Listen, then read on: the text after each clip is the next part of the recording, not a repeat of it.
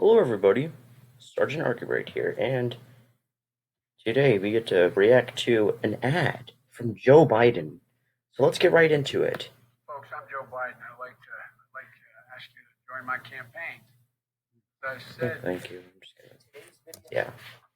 We're going to be reacting to Why Were the Soviets So Ineffective in 1941 by the Armchair Historian. Pretty good. I like their animations.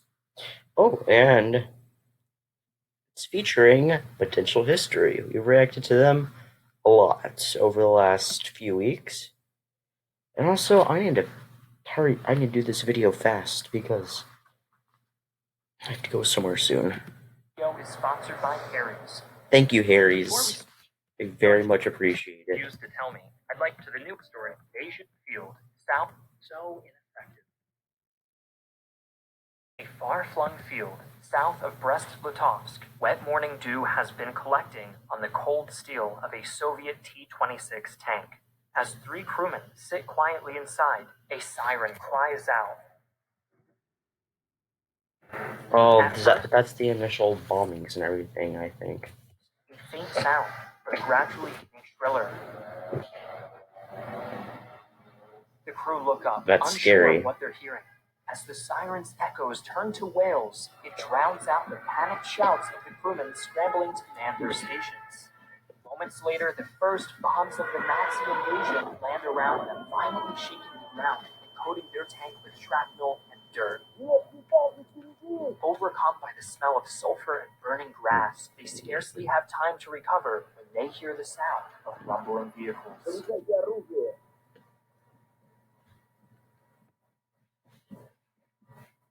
Uh-oh. That's not good.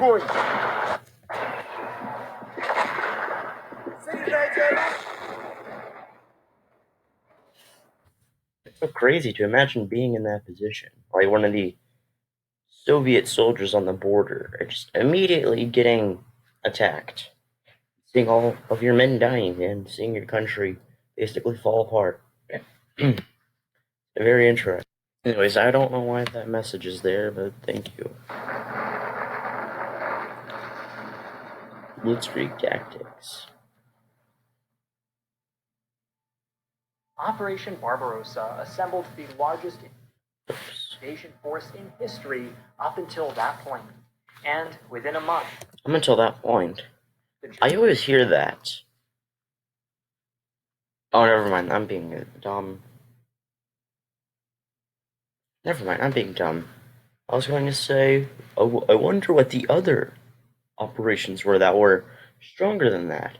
And it's pretty obvious. It's just the operations after Barbarossa. More specifically, the Soviet counterattacks. Germans had succeeded in swallowing up a huge chunk of Soviet territory, twice as big as France. Hitler expected the invasion to last no more than 3 months.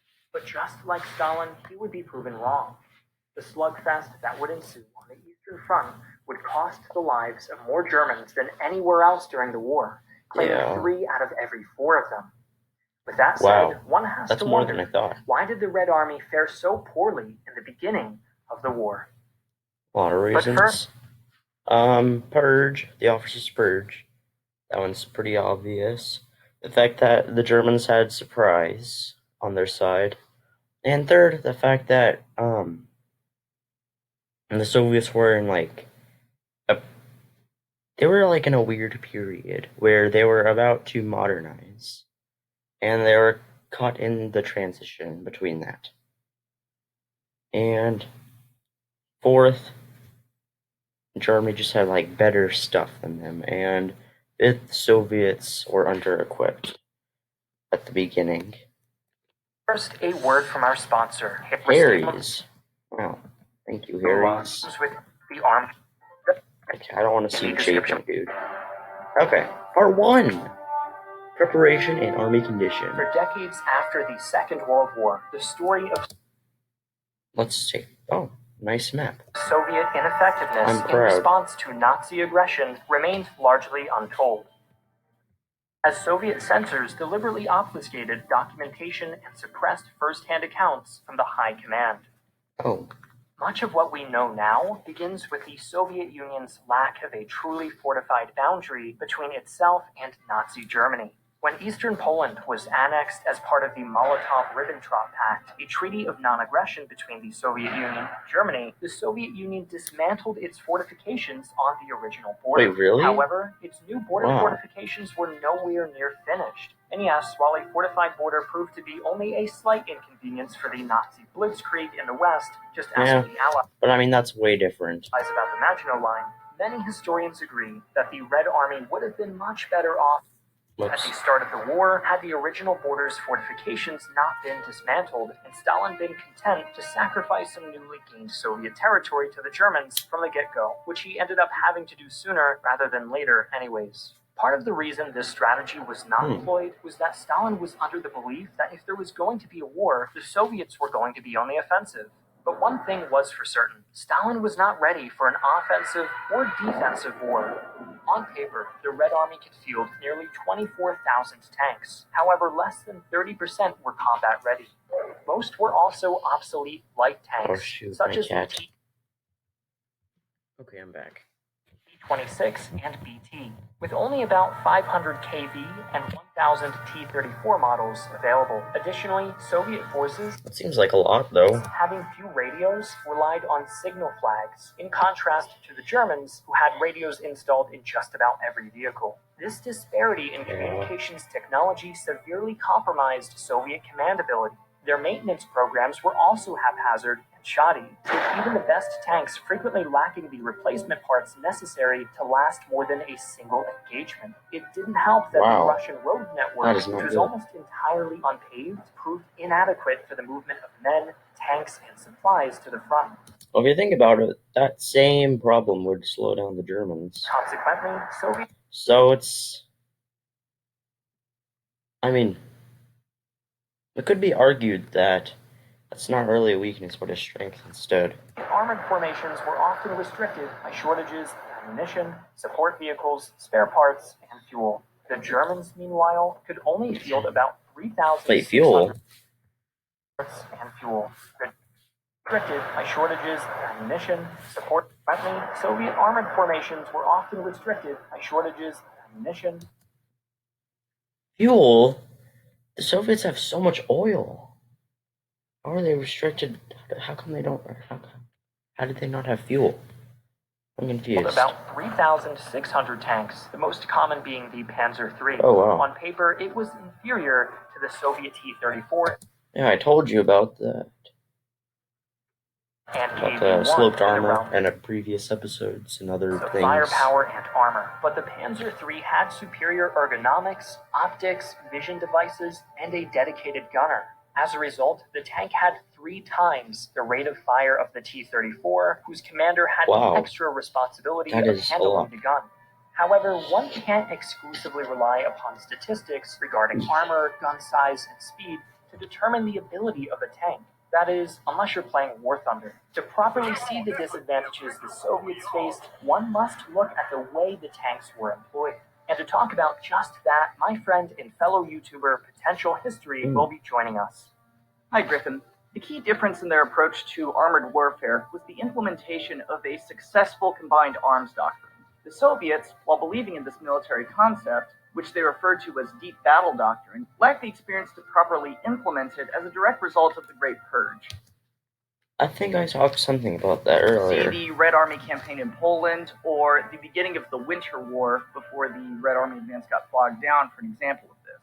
They had this down in concept, but lacked the coordination that they needed to achieve it successfully in a proper combined arms maneuver. The Germans, on the other hand, were very familiar with this and had first-hand experience implementing it correctly. So much so that contemporary historians now refer to their interpretation as blitzkrieg, although they never used the word. The proper term that they used is Bewegungskrieg. German military planners eventually discovered the advantages the T-34 and KV had over the Panzer III in direct engagements, as rare as they were, and sought to minimize any such encounters. Instead, German armors used to exploit weaknesses in enemy lines and cause shock, and most importantly, they worked hand-in-hand with the Luftwaffe and the infantry. The speed at which the German tanks were able to travel was advantageous at first, but eventually became problematic. There are many instances during Operation Barbarossa. They would, go past the infantry a lot and cause a bunch of problems. Barbarossa of German infantry, their equipment loaded onto horse-drawn carts, being left behind while panzer formations moved up to 18 miles per day.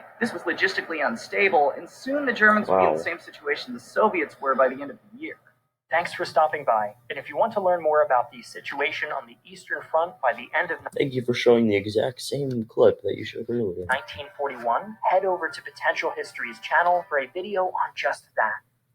The Soviet Air Force wasn't in much better shape.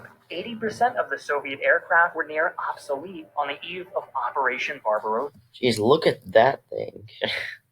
That does not look very good compared to the other planes at the time. And only the Yak-1 and Lag-3 could be considered modern, although they were still inferior to the German Me-109F. Soviet pilots were undertrained and inexperienced as well. Between January and March of 1941, the average pilot had roughly 12 hours of flight experience, while only 15% had been trained for nighttime fighting. Well, 50. These numbers are mind-boggling. Seriously, I keep getting surprised by these videos. An even smaller percentage had experience flying at higher altitudes, which German bombers were regularly operating in. Initially, German bombers were highly effective due to Stalin's standby orders, which meant Soviet aircraft were parked in tightly packed formations, which left them vulnerable to airstrikes. The Germans destroyed that noise, oh my gosh. Soviet aircraft at 60 air bases within hours of operation. 100 Soviet aircraft them vulnerable to airstrikes. The Germans destroyed at least 1,200 Soviet aircraft at 60 air bases within hours of Operation Barbarossa's commencement, leaving the Luftwaffe free to assault Soviet armor almost unopposed in the early phases of the war. Great Purge. Well, the Great Purge, it didn't really have a huge effect, as people say. Because of a lot of reasons. One of the main ones was actually explained by Potential History, and it has to do with the fact that the generals that they sent to the Gulag were just sent out of the Gulag and sent to their front lines to help them anyway. A hallmark of any authoritarian regime is the systematic eradication of those deemed a threat to the regime's survival. Joseph Stalin's purges subjected tens of thousands to the horrors of the gulags of Siberia, and the military was not immune to these efforts. No one really was, truth be told.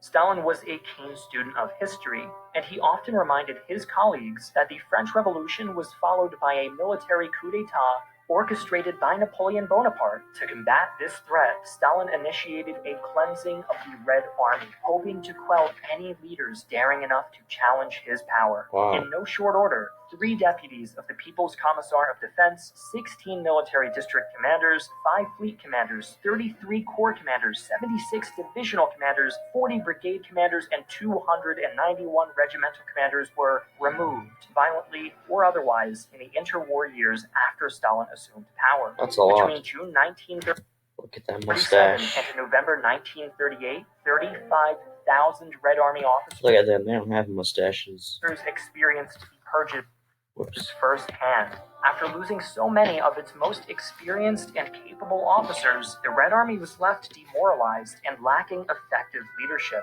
Stalin was a major factor in the Soviet Union's ineffective response. At 8 a.m. on June 21st, 1941, he received reports that a German deserter had crossed the border, informing Soviet command that the Germans would strike early on June 22nd. Well, I know what they're going to talk about. They're going to say, oh, the Soviets should have just, the Soviets should have listened and sent all their troops to the border.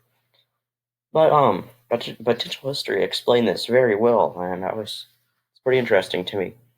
If they would have done that, the Soviets would still be inferior to the Germans, even if they knew what was going to happen. The Germans would just have more troops to encircle and destroy. And, in fact, it would have been a lot easier for Germany to destroy the Soviet armies, since they're all there. And the Germans were still superior to the Soviets. So yeah, even if they did put all the troops at the border, it would have done more harm than good. Soviet High Command promptly informed troop commanders at the front to be on the lookout for any unspecified provocation. Here's the problem. In the event of a German incursion, Stalin issued orders to Soviet commanders to not yield to any instigation in an effort to prevent big complications. This order, in essence, immobilized Soviet armed forces at the start of Operation Barbarossa, contributing to a haphazard retreat and a poorly coordinated counteroffensive. The German deserters' warning proved hauntingly accurate. At 3:45 a.m. on June 22nd, Stalin received an urgent call from one of his top generals, Georgy Zhukov. He nervously reported that the Luftwaffe had started bombing several major Western Soviet cities. All Zhukov could hear on the other line was Stalin's breathing. "Did you understand what I said?" asked the general. Still, no response from Stalin. When Zhukov asked for permission to open fire, Stalin said, "Permission not granted. This is a German provocation." Yeah. I remember. Yeah, so Stalin was like, yeah, we don't want to provoke the Germans or something like that.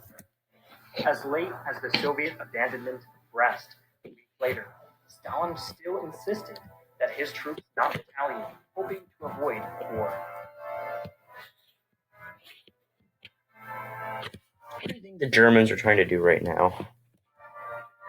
Like, why do you think they would bomb them? Do you think they're not going to invade you right after bombing the cities?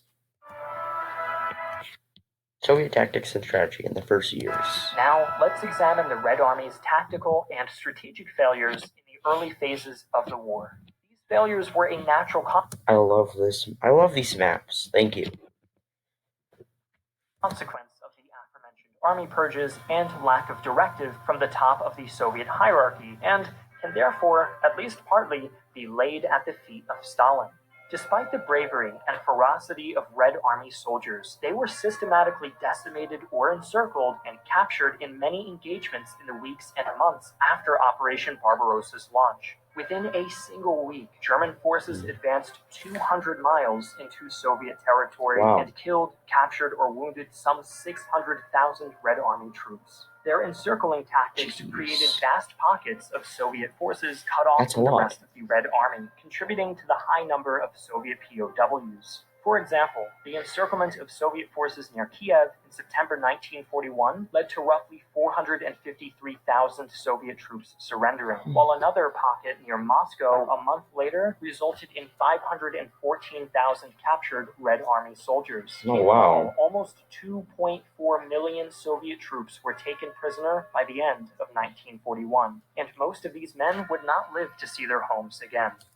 Do you know how much 2.4 million people is? That is so much. Where do you even put them? As for tactics, where do you put Soviet them? military leaders generally clung to wrong ideas about mechanized and infantry-based warfare. Stalin, for example, wanted tanks and armored vehicles evenly dispersed throughout units on the front, as this would theoretically strengthen each unit, although, to be fair, many contemporary military theorists subscribe to this belief. The Germans, on the other hand, simply massed their panzers together, creating an armored spearhead that broke through Soviet defenses with relative ease. After Stalin's Pyrrhic victory against the Finns in 1940, the Soviets did take steps to reorganize their tanks in such a manner, but they were not able to follow through with these plans before the commencement of Operation Barbarossa. As for infantry tactics, Soviet officers had a tendency to resort to frontal assaults. While this contributed to the Red Army's reputation as being fiercely dedicated and relentless in combat, the emphasis on frontal assaults racked up the body count. Ultimately, combined arms warfare, effective German encircling tactics, and questionable strategies employed by Soviet officers and high command post-Stalin's Great Purge contributed to the scores of Red Army troops being killed or captured in the beginning of the German invasion. Okay. By the winter of 1941, the situation had turned dire for the Soviet Union. Nazi forces were at the gates of Moscow and simultaneously besieging Leningrad and Sevastopol. In his moment of triumph, however, Hitler overplayed his hand. The combination of poorly maintained supply lines and What do you mean Hitler overplayed his hand? I'm confused about that. Infamous Russian winter ground German progress to a screeching halt, Poorly maintained supply lines, yep. ultimately That is giving definitely Stalin true. valuable time to rebuild and retrain his armed Hey, forces. what? I'm confused. What do you mean? Don't smile like that. Stop. It's weird. What do you mean it gave him time?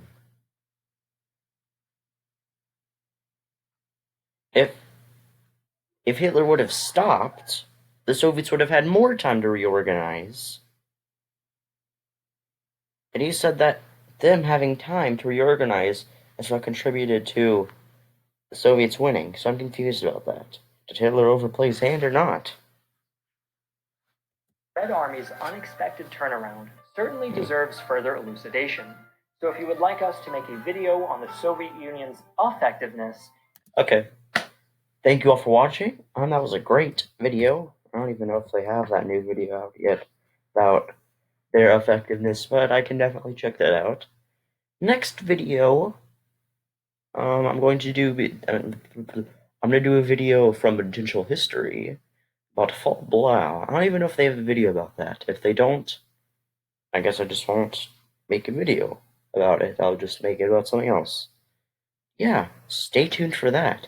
And if you want to stay tuned, subscribe and press that notification thingy, so that way you can, the